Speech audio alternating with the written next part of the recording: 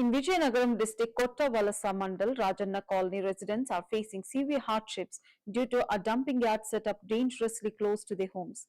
Locals complain of unbearable stench that makes peaceful living impossible. The garbage heaps have triggered a surge in mosquitoes and flies, leading to the rapid spread of infectious diseases. Children and the elderly are frequently falling ill, adding to the distress. Despite repeated petitions to officials and public representatives, no action has been taken so far.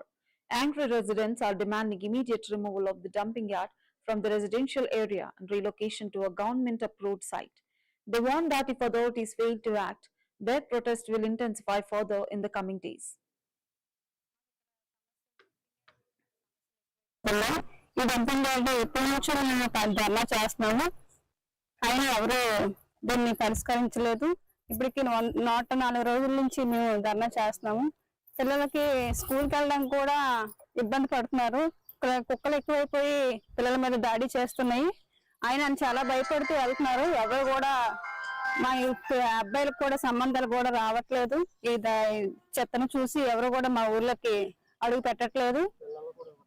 పిల్లలు కూడా ఇవ్వట్లేదు మా అబ్బాయిలకి. దీనివల్ల మేము ఎక్కువ సమస్యలు ఎదుర్కొంటున్నాం.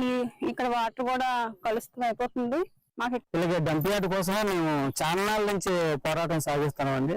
ఈ నీటికి ఇక్కడ మేము ధర్నా చేసి అంటే ఇక్కడే ఉండి నిలబడి నా దగ్గర 115 రోజులు చిల్లర అవుతుందండి. ఆడవాళ్ళందరూ ఇల్లు వాకులు పిల్లల్ని వదిలేసి అంతా ఇక్కడే ఉండి చాలా బాధలు పడుతున్నాం, చాలా ఇబ్బందులు పడుతున్నాం. అయితే చాలా మంది పాలకులకి మేము చెప్పామండి వెళ్ళి ఆల్రెడీ.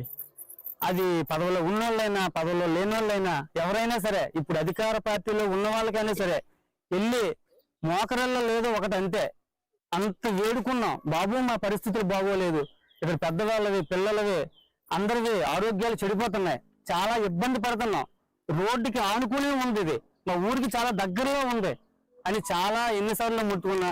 ఎమ్మెల్యే మేడం దగ్గరికి ఒక 3 సార్లు 4 సార్లు దగ్గర వెళ్ళామండి. అయినా ఏ రెస్పాన్స్ లేదండి. అలాగే ఇక్కడ ఎంపీ కానీ మంత్రులకు కానీ లేకపోతే ఇక్కడ ఎంఆర్ఓ ఆఫీసులోను కానీ లేకపోతే ఎండిఓ ఆఫీసులో కానీ పంచాయతీ ఆఫీసులో కానీ కలెక్టర్ ఆఫీసులో కానీ కలెక్టర్ ఆఫీస్కి ఇంచుమించు ఒక 3-4 సార్లు గ్రీవెన్సీకి కూడా వెళ్ళామండి. ఇలాగే